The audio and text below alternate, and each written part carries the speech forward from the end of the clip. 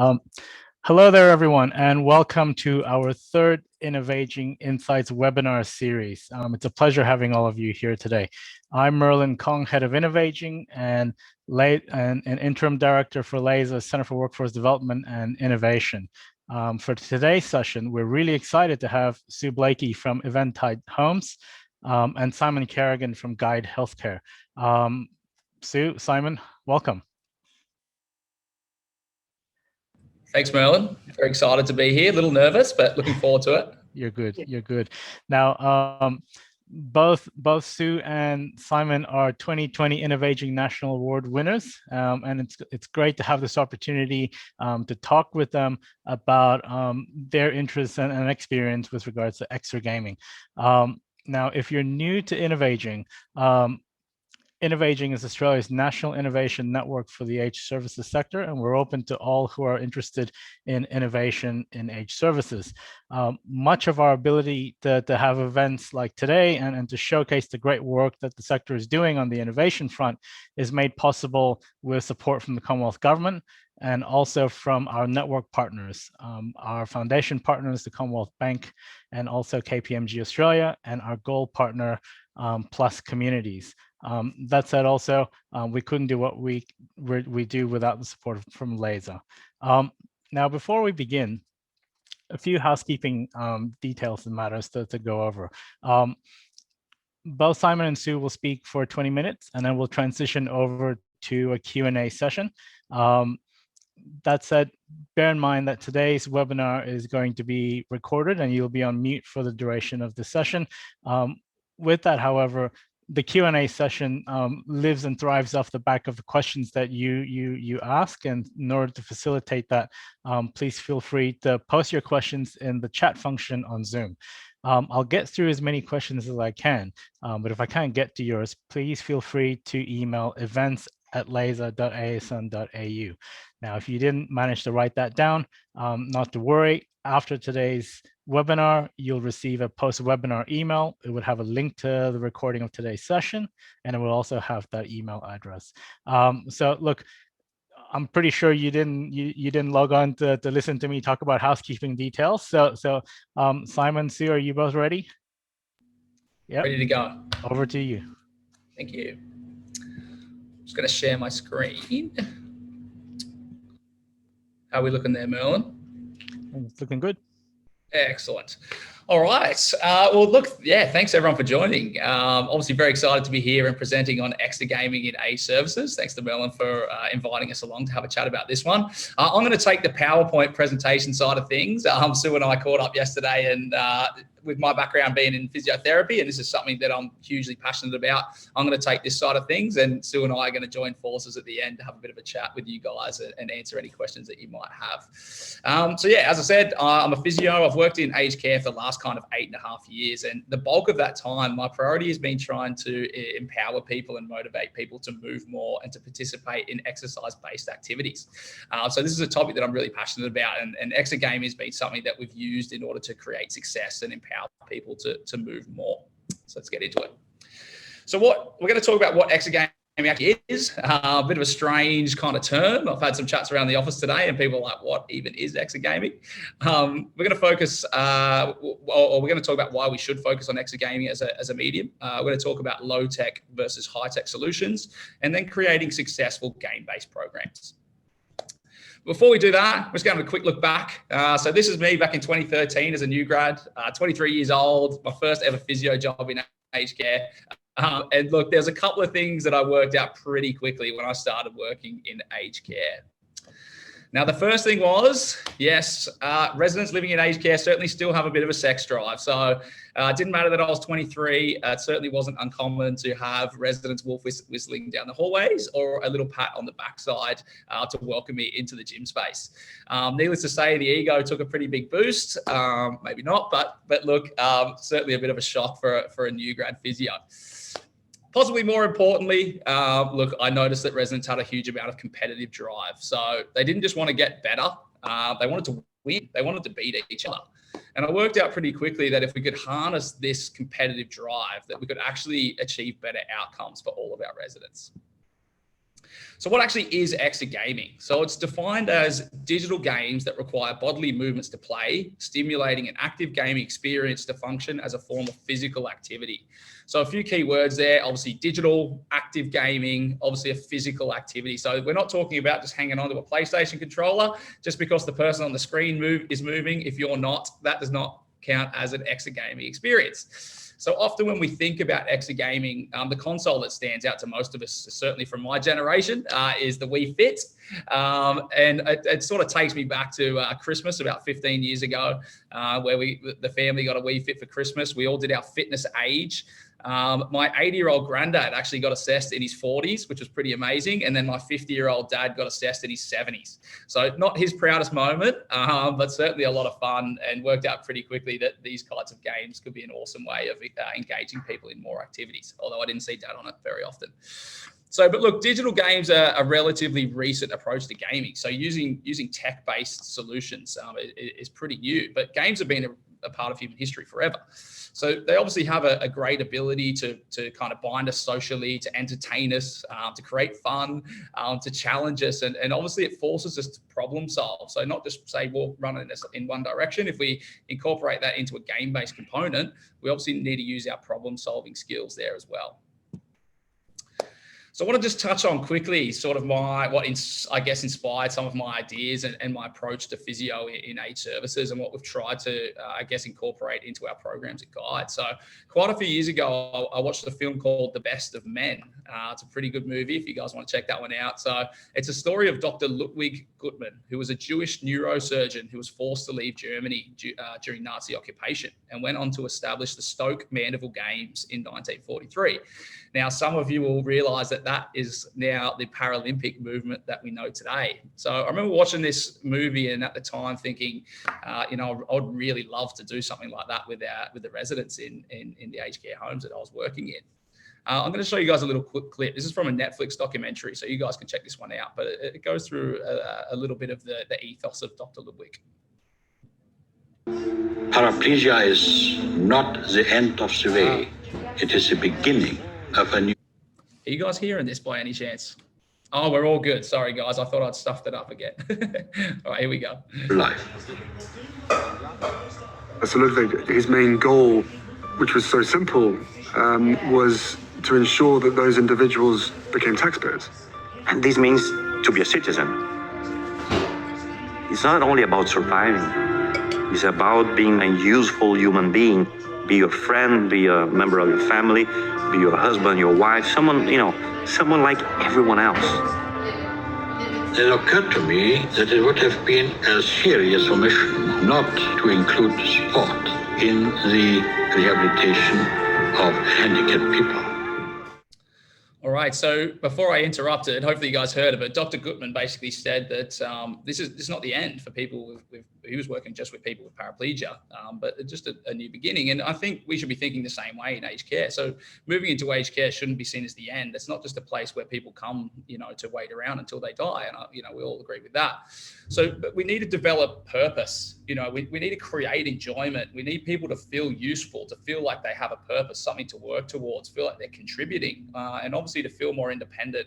So I think that messaging is really important to us working in aged services. And also think it would be a serious omission from us as aged care professionals to not include sport and games as part of the lives of our residents. So let's talk about gamification. So gamification is using games-based mechanics, aesthetics, and game thinking to engage people, motivate action, promote learning, and solve problems. So what does that actually mean? Well, with some creativity, I think we can create games out of just about anything. All right. So if we think about something like walking, if we're doing it in straight lines up and down the hallways, it's pretty boring. But as soon as we implement some milestones or some goals to walk towards or some obstacles, all of a sudden we have something that's much more fun and engaging and creates that game-based approach.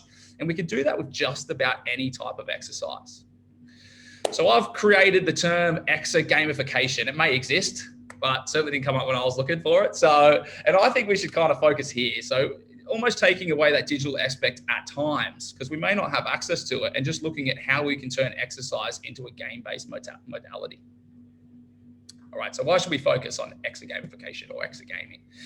So two big reasons. You get a physical and a cognitive stimulus, all right, which is really, really cool. Okay, so we've known for a long period of time that physical health related benefits of exercise in older adults. So it reduces things like cardiovascular disease, cancers, fractures, recurrent falls, functional limitations, and even staves off things like depression, or is it a treatment modality for things like mental illnesses like depression. There's also an increased body of evidence that physical activity provides a cognitive benefit or improves cognitive health, including things like improving executive function, attention, and processing speed. So great things for all of our older adults that we're working with. And a recent systematic review concluded that combining physical activity with a cognitive challenge actually assists in preventing as well as treating cognitive decline in older adults. So pretty kind of powerful stuff. Now, by incorporating games into exercise, we can actually create that cognitive stimulus quite easily in many instances. So, we can create games which are unpredictable, require problem solving, creativity, present obstacles or other challenges. So games are a great way to actually link both of these two things and create kind of a dual benefit. So, and look, older adults need a fair amount of exercise, contrary to popular belief, possibly from what our older adults will tell us. They definitely need to be up and moving. So the physical activity guidelines released by the Department of Health and Aging is for 30 minutes of moderate intensity physical activity every day. All right. So we think about that, how many of our residents are actually participating in that 30 minutes of physical activity? Now, bear in mind, this is not just incidental walking. So going back and forth from lunch doesn't count. We need to actually be getting the heart rate up, participating in something that's moderately challenging. So basically what we want to try and do is provide opportunities or motivation for residents to try and achieve this 30 minutes of physical activity. But we know it's not always easy to motivate our residents. I know it as well as anyone. Certainly been my challenge for the last 8.5 years, but gamification can help, all right? There's a couple of studies here. So there's plenty of research to show that gamification can increase participation rates, engagement, and adherence to exercise. Obviously, we've got a trial there that looked at a tele-rehab exercise system, as well as a virtual reality program. And both of those show that essentially those types of modalities help to increase participation levels. I'm going to give a quick shout out to Stuart Smith. I'm not sure if he's in the call, but he certainly was on the list. Stu's a real expert in exergaming, and he's inspired many of my ideas, and he's helped me out a little bit with this presentation as well. So Stu, if you're on the call, thanks for all your help over the years. But look, telehealth and in particular virtual reality are two modalities that are really taking off in aged care. I've seen some really awesome businesses that are focusing on that virtual reality side. But what I mostly see is a focus on passive experiences. So I think an area from improvement could potentially be linking that virtual reality experience with that physical activity in order to create that exergaming experience. And then we'll get that physical and cognitive kind of benefit. And look, we're not going to go through this, but obviously there's a stack of research that backs this up. So when I'll give you guys access to these slides, but essentially there's research that shows this reduced falls rates, improves stepping, certainly that adherence and participation rates improve. So look, lots of research to show that exergaming has a benefit for older adults and adults in general around improving function and reaching their exercise goals. So we're going to now have a chat about high tech versus low tech. All right. Physio, not particularly techie guy, but have come across quite a few different tech options over the years around exergaming. And it's a nice way to categorize things. So we're going to focus on high tech first.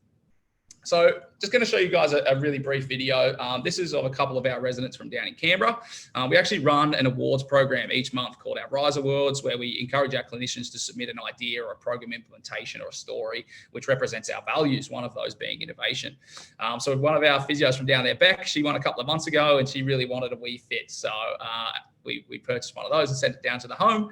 This is a couple of her residents engaging with that console or participating in the games. Here we go.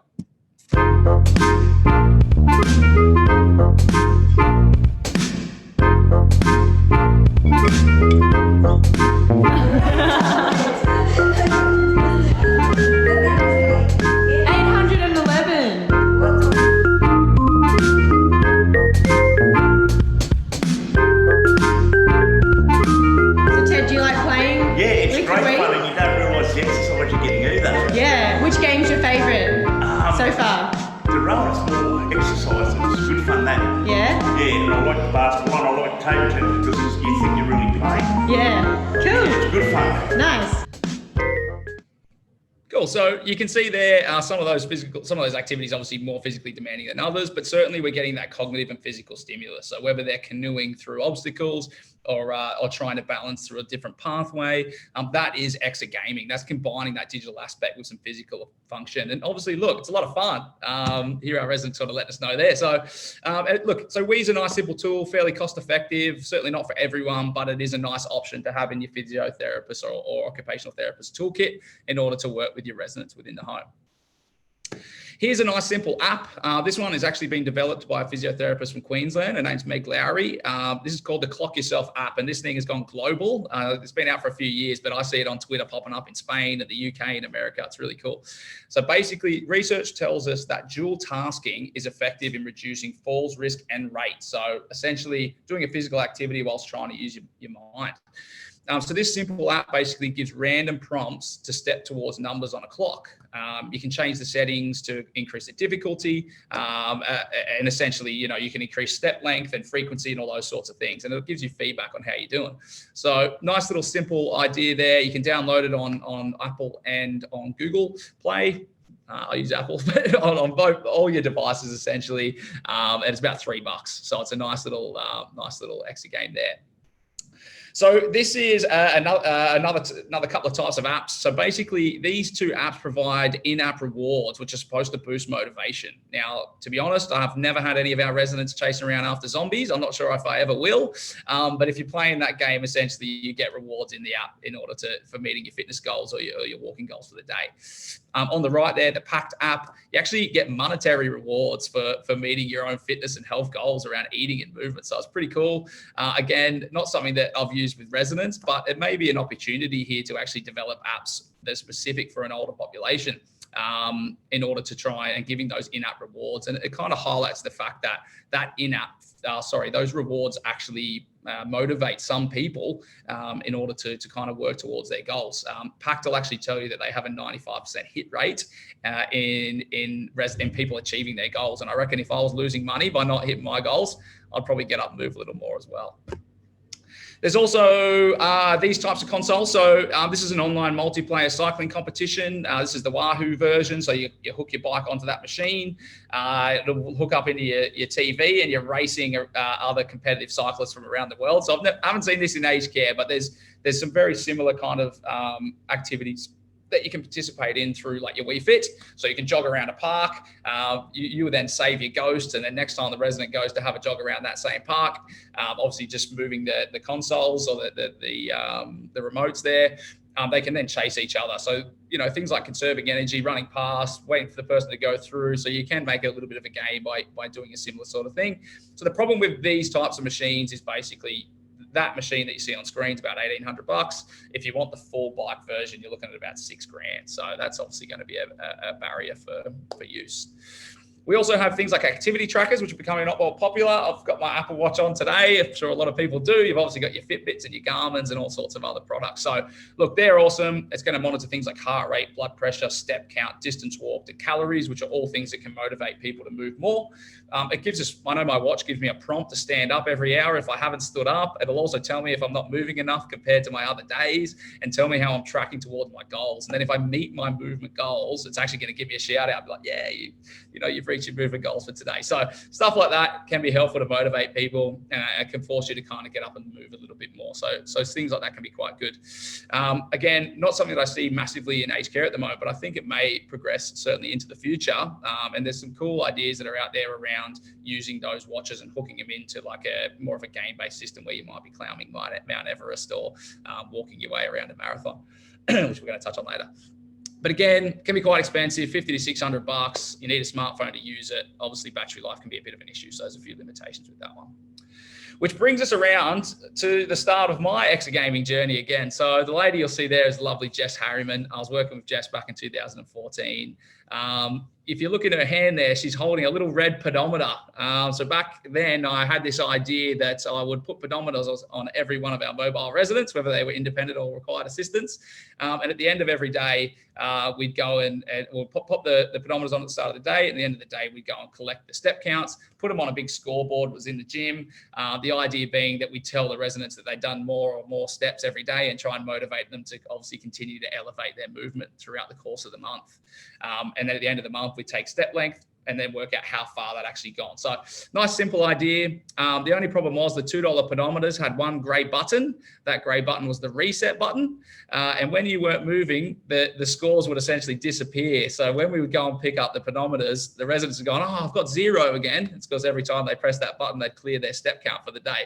So it didn't work as effectively as what we would have hoped, but it kind of shows that a fairly low cost, simple idea can actually compete with something like an Apple Watch if it's set up correctly. And we had some success with some residents. It's just, we didn't get all 50 working in the end.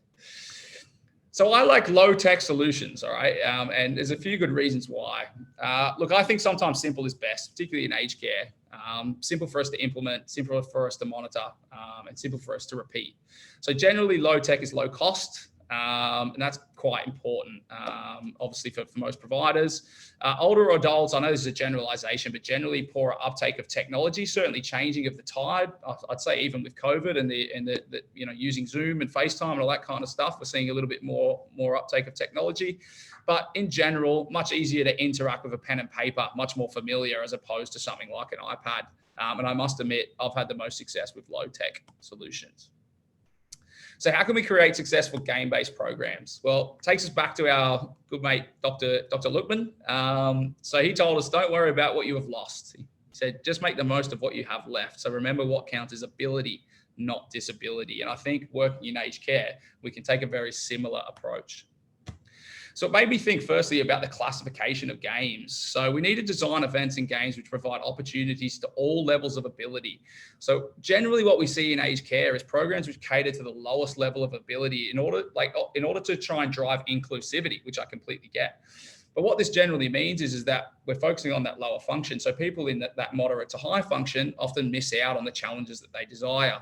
And that could lead to obviously a more rapid decline in function. So if we think about something like the swimming in the Paralympics, we have loads of different classifications, depending on people's physical or neurological function, which is great because it means that it's a much fairer competition. It means it's inclusive for everyone, and it makes it a brilliant and inspiring spectacle. Okay, so we can do the same thing in aged care. So taking that concept, this was our attempt at guide for our first ever larger scale cross-site competition. So we called it our Southern Highlands Games. It was 2 homes kind of based around that Southern Highlands region in New South Wales. We had 2 homes close proximity, so we thought, why not get those 2 homes to compete against each other? We also knew that there was a Scottish Highlands themed event going on in Bundanoon, so we thought no better time to get the Scottish Highlands Games happening in the Southern Highlands. So we basically came up with 5 different events. So all the events were based on either the Scottish Highlands Games or strongman comps. All right. And when we were telling people that we're running a strongman comp with people in their 70s, 80s, and 90s, we got plenty of laughs, but we pulled it off. So we basically had each home sign up to compete for their team. They picked captains, team names. We had the Bundanoon Bravehearts versus the Golden Garampies, little golden rams there.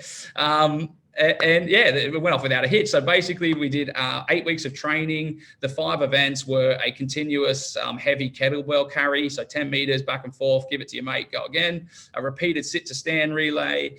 For those non-mobile residents, we did a 1-minute seated upper limb cycle. We also did a shot put, a little bit like your heavy log throw, and a seated or a standing heavy rope pull. So a couple of kettlebells at the end of a 6-meter rope, like a sprint against the other competitor from the other home.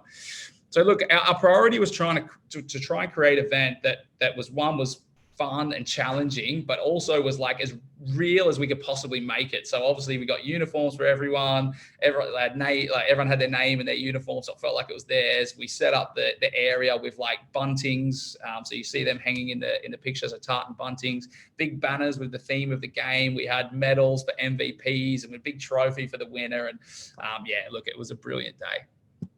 So off the back of that, we realized that this cross-site competition thing, or this kind of incorporating exercise with gaming or with an event, was something that had a lot of value. So we came up with another idea which we called our Blaze Battle.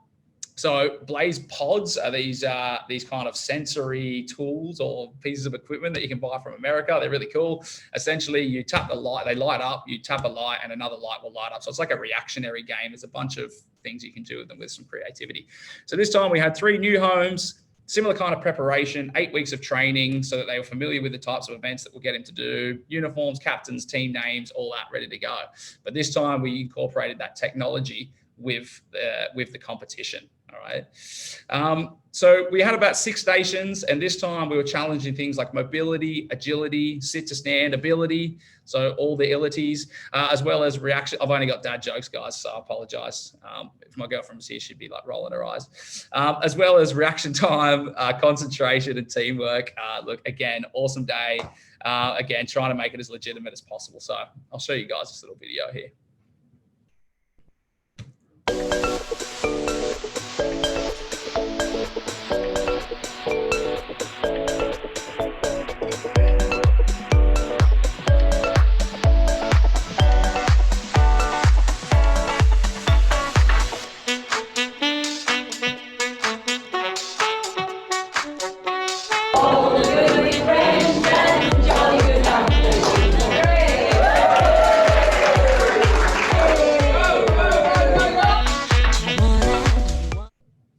Another brilliant day, simple idea.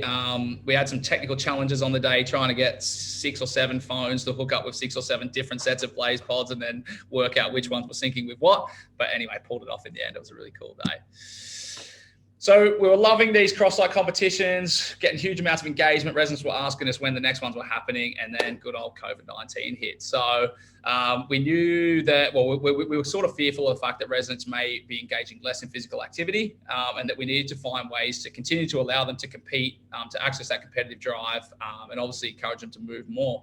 But one of the things that we also wanted to achieve was obviously that sense of fun. But again, but because of the kind of stuck within the homes or stuck within the 4 walls, we wanted to try and create an experience where residents felt like they could escape out of the 4 walls of their home or go traveling. All right. So the Tokyo Olympics may have been cancelled or postponed, but we figured the marathon could go ahead. So we designed this event called the Tokyo Marathon, and here's how it works. So we basically encourage homes to sign up to participate in the marathon. We set up a little leaderboard there, which you guys can see hopefully on the right-hand side. Every team registered team names and competitors, and we put them all on a spreadsheet on Google Docs. We produced a bunch of promotional posters and mailers for family members and for the team and for the residents to throw out throughout the home. And then we set up distance markers and key landmarks so that each allied health team could then set up a circuit or a marathon track within the home. Now, they covered up all of the key landmarks, so 5K, 10K. We basically linked them up with the towns or the kind of landmarks around the track. And so once they reach those markers, you pull down the cover and it would unveil a new city or a new kind of landmark within Tokyo. The idea being that, then they could read about it and feel like they were kind of going a bit of a traveling overseas. And at the end of the day, so if it was like a circuit, we would then put our score sheets at the end of the track, and all the names would be on the score sheets, and all the residents had to do was draw a line. So if they've done a lap, they draw a line, do another one, draw another line. So at the end of the day, our clinicians would then tally up the distances or the amount of efforts, put it on our online spreadsheet. Someone from head office would then essentially move our markers around the track. All right. So the original plan was in the 30-day period that we would hope that the homes would complete at least 1 marathon. So it was almost like a race to the finish line.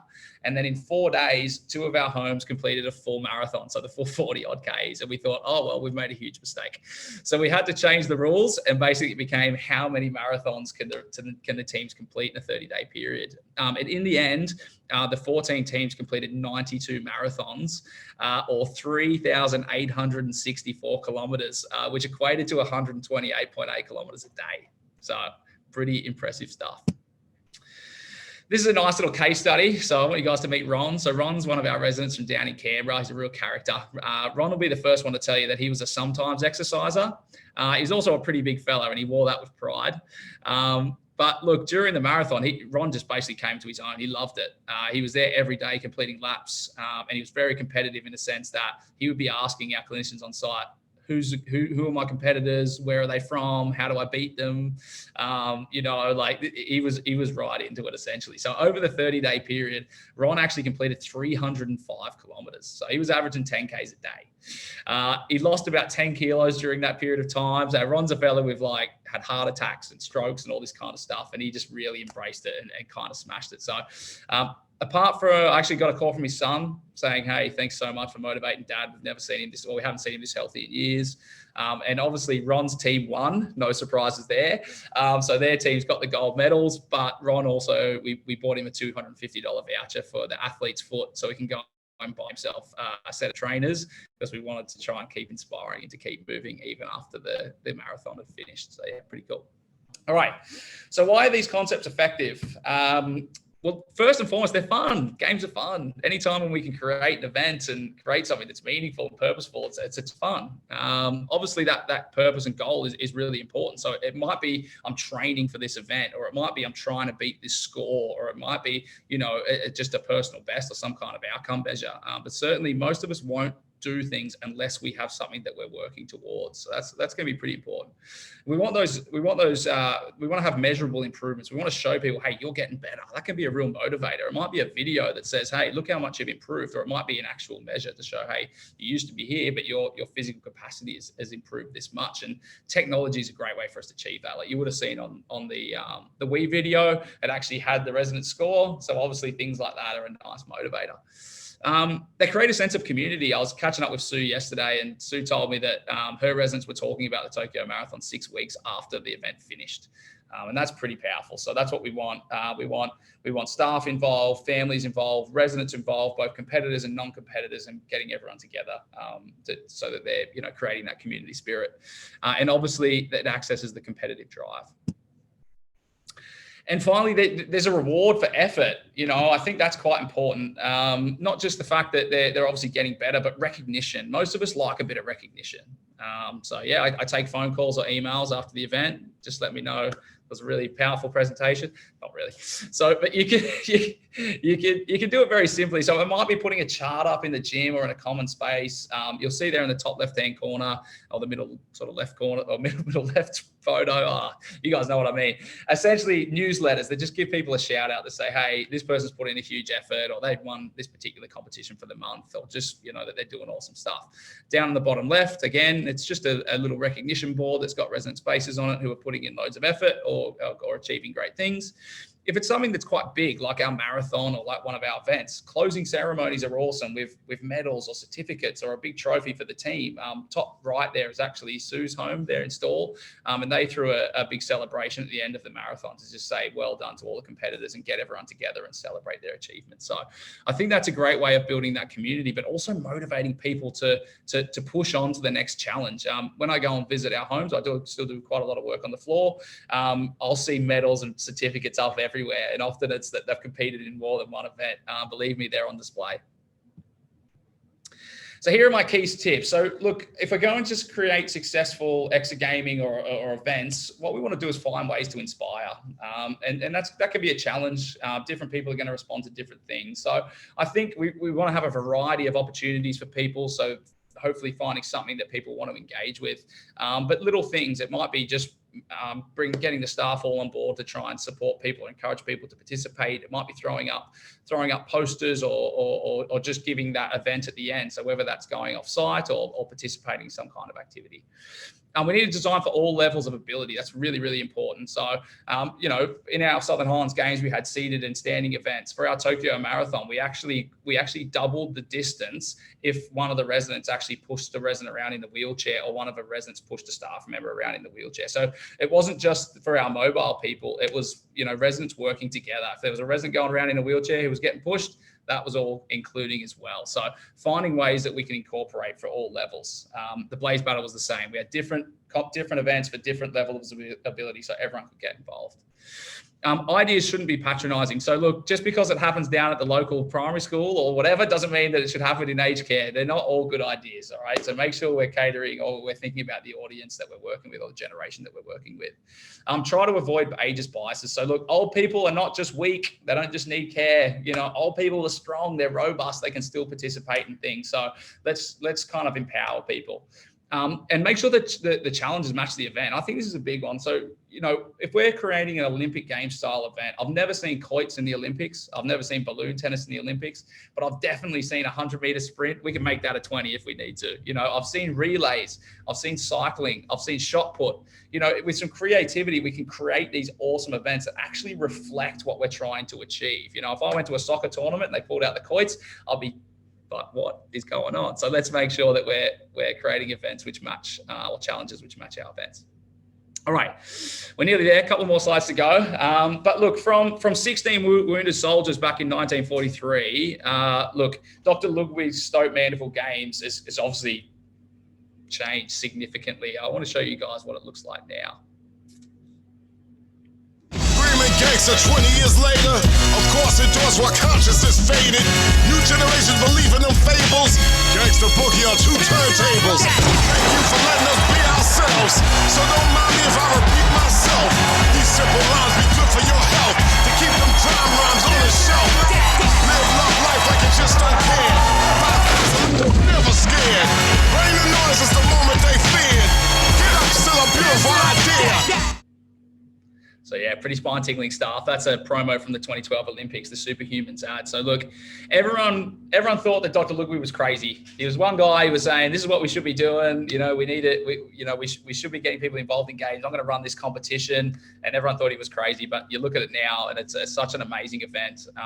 It's inspiring. So there's a couple of messages, though, that I loved in that advert. The first one being that it says, forget what you know about humans. Well, I think at times we need to forget what we know about aged care. So I think we need to challenge ourselves to think up new concepts, new ideas, to be innovative, to create things that are exciting. There's inspiration for us everywhere. We can find inspiration if we're creative. We don't always need to be protecting people. So let residents go to battle. All right. Maybe it's a strongman comp.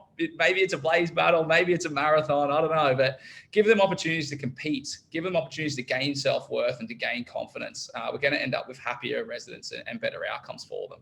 And remember that old people are actually superhumans as well. I've seen some superhuman efforts on a daily basis working in aged care. I mean, our residents overcome pain, disability, heartbreak, huge amounts of adversity to do amazing things. They've got every reason to kind of be down, but we turn up every day, they smile, and they come and participate in the types of challenges that we get them to do.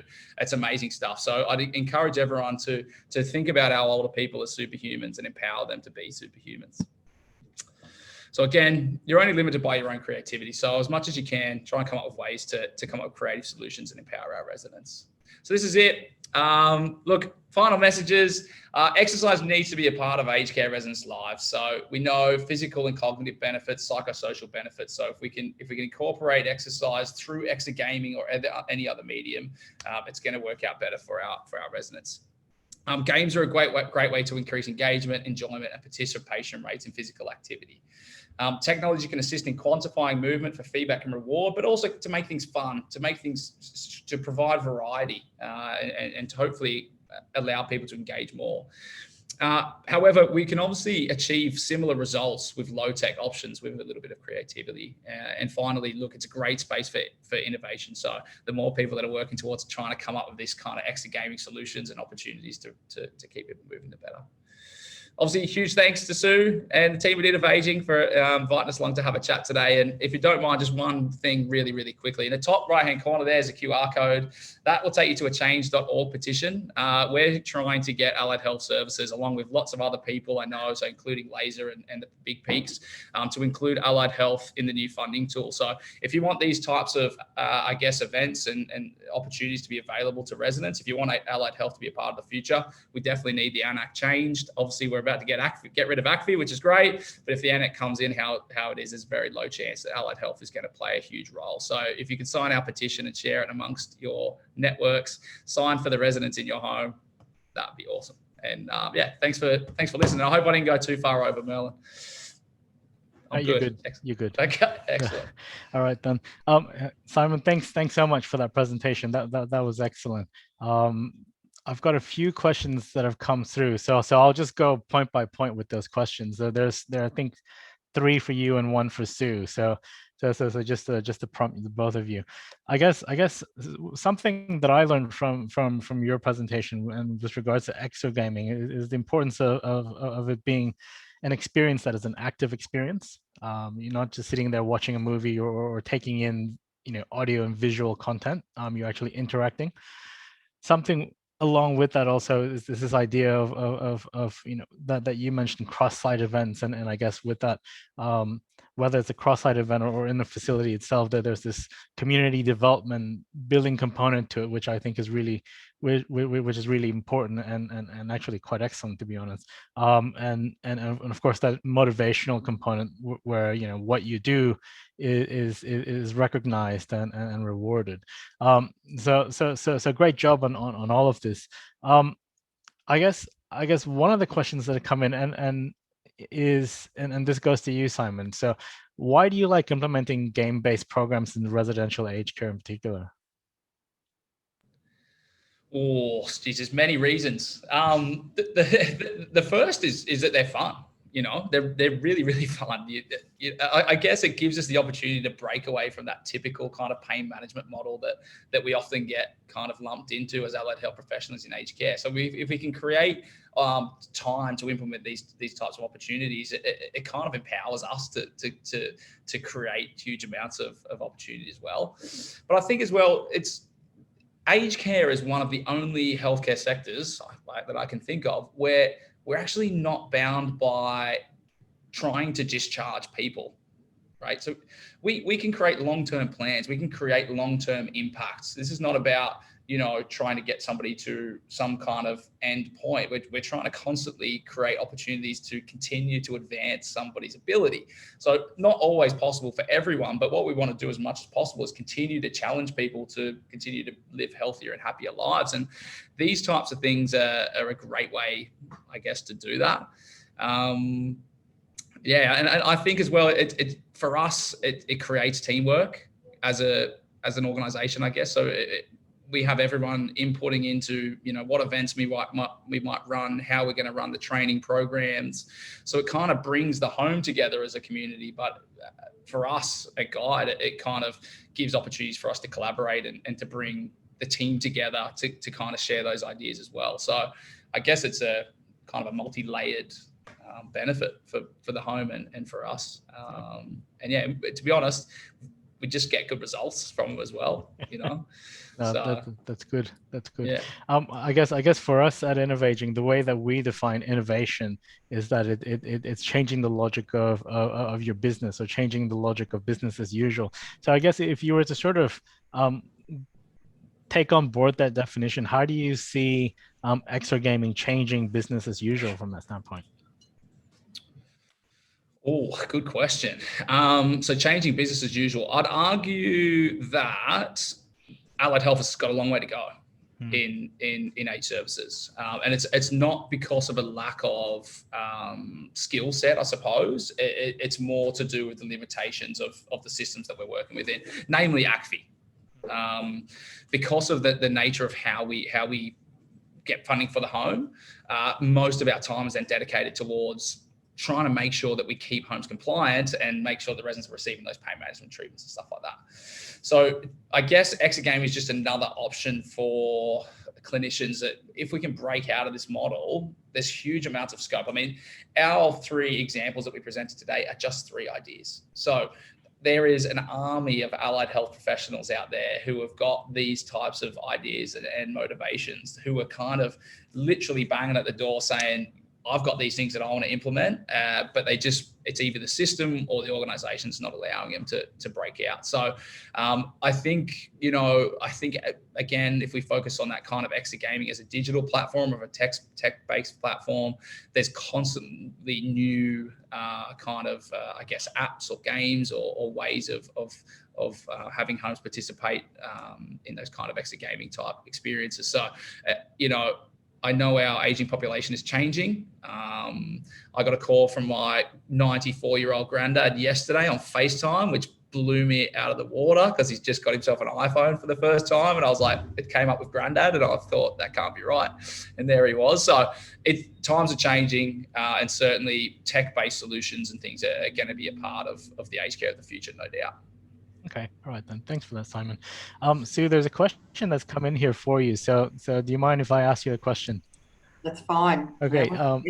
So Sue, what advice would you give to other providers, managers who are reluctant to implement these types of programs due to fear of risk for residents, relying outside purely funded services being provided? Yeah.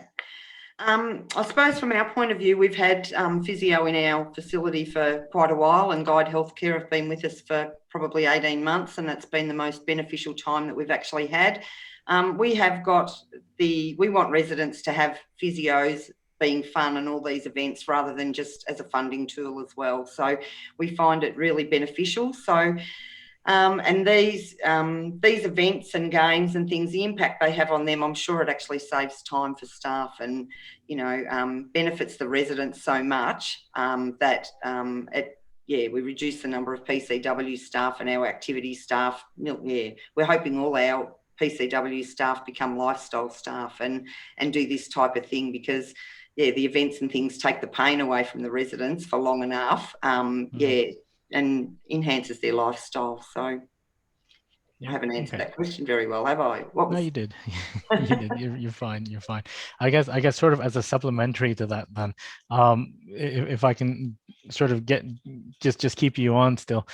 So what impacts have you seen from these types of events and programs with your residents? Yeah, well, look, we probably haven't measured that very well. And once we do long-term, activities and things, I'd like to really, measure their abilities at the start and then, at the end to see what impacts we do get out of it. What I do see is I think we underestimate their ability. We tend to pamper them and, a couple of hours are so competitive, they can get a bit ruthless actually in these events. So I think we need to give them more opportunity. But the impacts I see, I suppose I sit in my office and, they're coming through for the Tokyo Marathon and the banter in the corridors and, it's just awesome to hear. They're having fun.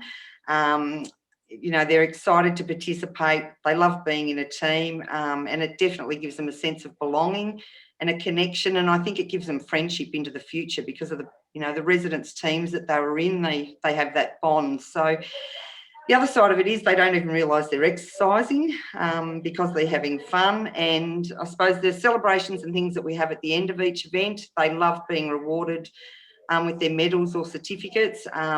They brag about it for weeks. They might even wear them around for weeks.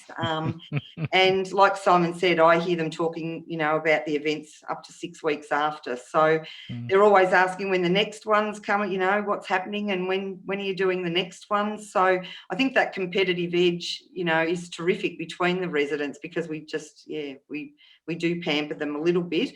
I think we could improve in a lot of ways. Like there's things we're thinking about when you start a primary school, you get a school colour and, you have a captain of your team and maybe when residents come into the facility, they could get a school colour and we could have some type of uniform and, actually have connections between, either houses or, we'll shuffle up the houses so they're not all, residents in one house in one team. But I think that, might enhance our program as well and move it along to the next level.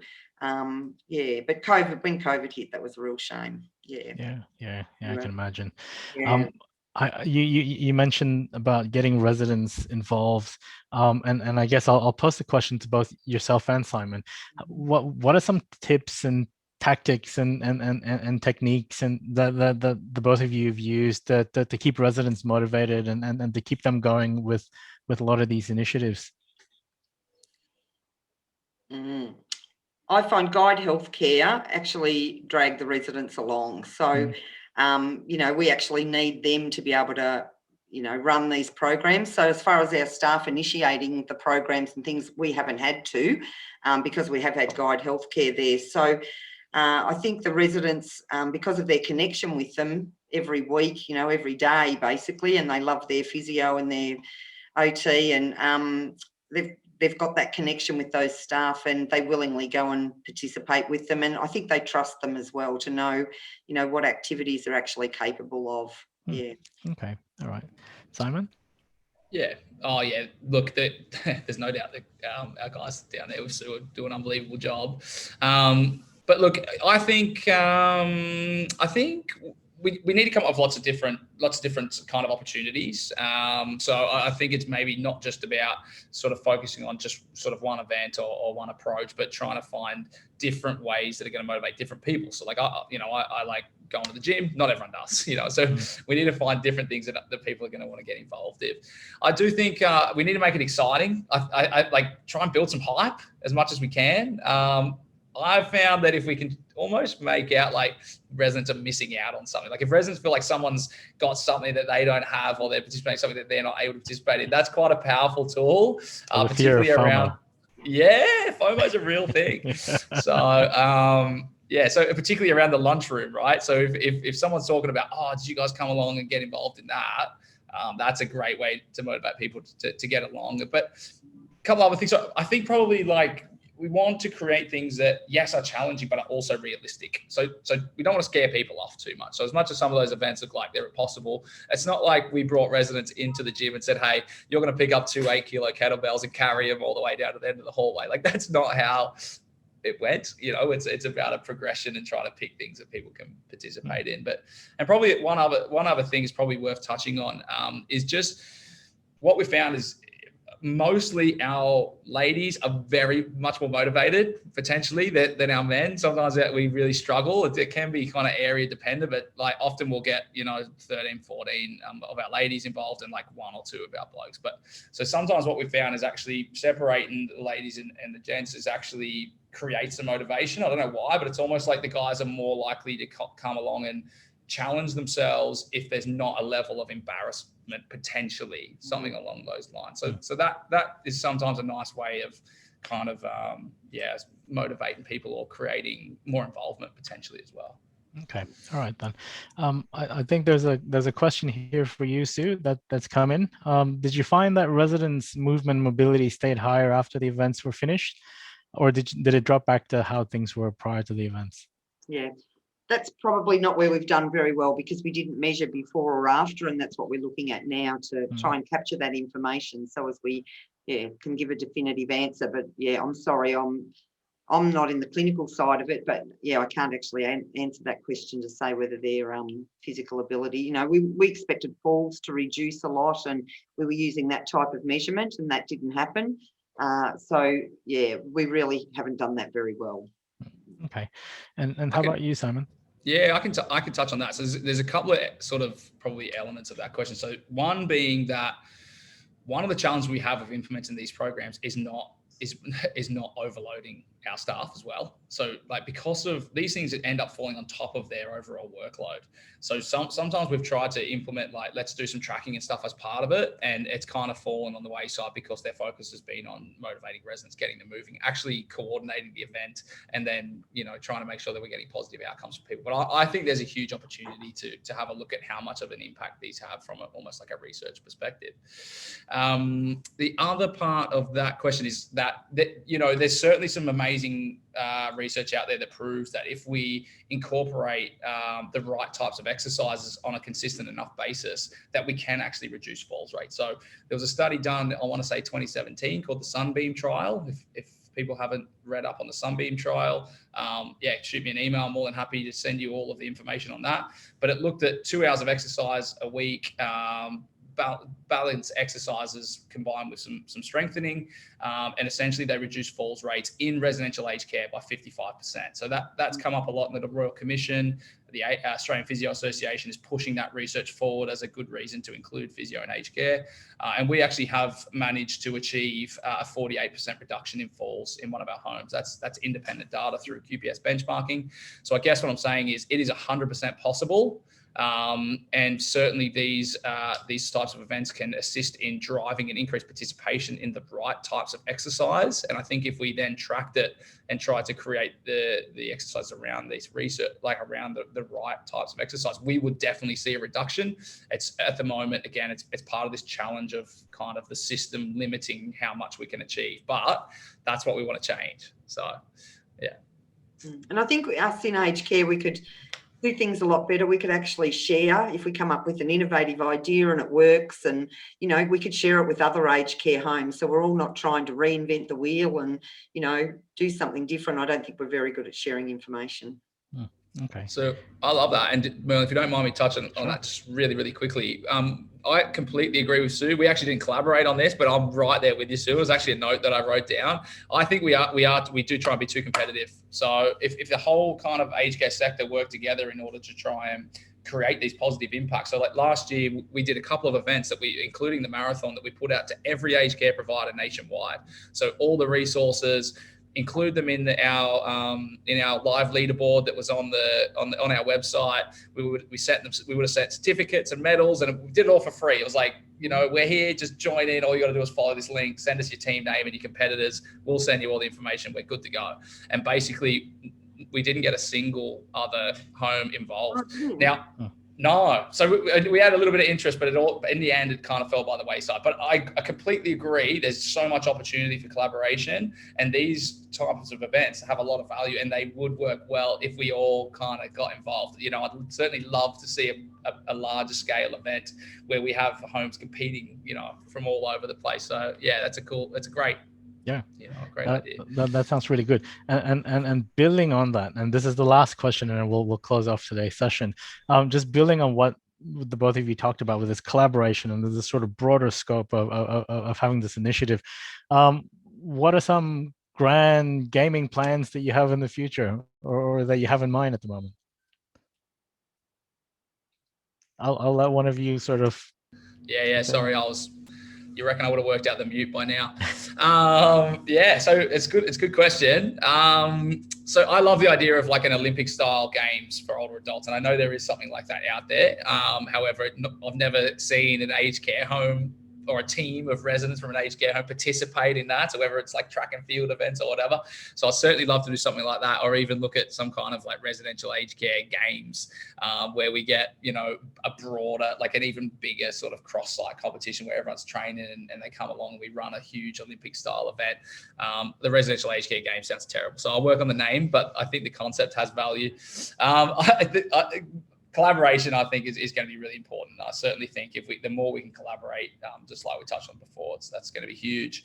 But certainly on a shorter term basis, our kind of goal for what we do is basically to come up with these extra gaming or these event type concepts where we have enough of a resource pool and enough ideas that we just pick a couple of them and we run them, say, every 12 weeks. So 4 weeks of prep, 8 weeks of prep, 4 weeks of prep, 8 weeks of training, do a competition, let that kind of, let the resident kind of enjoy that success over the next kind of 4 weeks or so. And then we start again. So when they start going, okay, what's next? Then we go, cool, we're good to go. And we can just drop it in and move on. And my partner, Chloe, tells a really sort of powerful story about after the Blaze battle that we had, where she was talking to a resident and said, hey, like, how did you enjoy today? And he said, oh, it's the best day. I had such a great day. He said, today is the first day for a long time that I felt like I wasn't sitting around waiting to die. So that's a hugely, obviously, heartbreaking statement, but alternatively, it's a hugely motivating and kind of powerful statement in the sense that look at the impact that these types of ideas can have. So if we can come up with a way of making sure that these fall on regular intervals throughout the year, we're constantly giving those people who want to participate in these types of events opportunities to sort of get involved. So I guess that's my short-term grand plan that we're kind of working on at the moment. That sounds really good. So look, I think let's bring today's session to a close. Simon, Sue, thank you very much for making time to join us today and to share with us your insights and your experience with regards to extra gaming. To all of you who are tuning in, that brings our session today to a close. We're looking next week.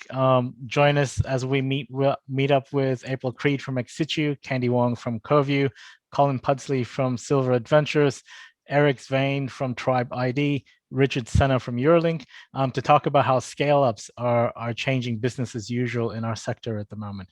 So with that, enjoy the rest of your day, and thank you again for your company.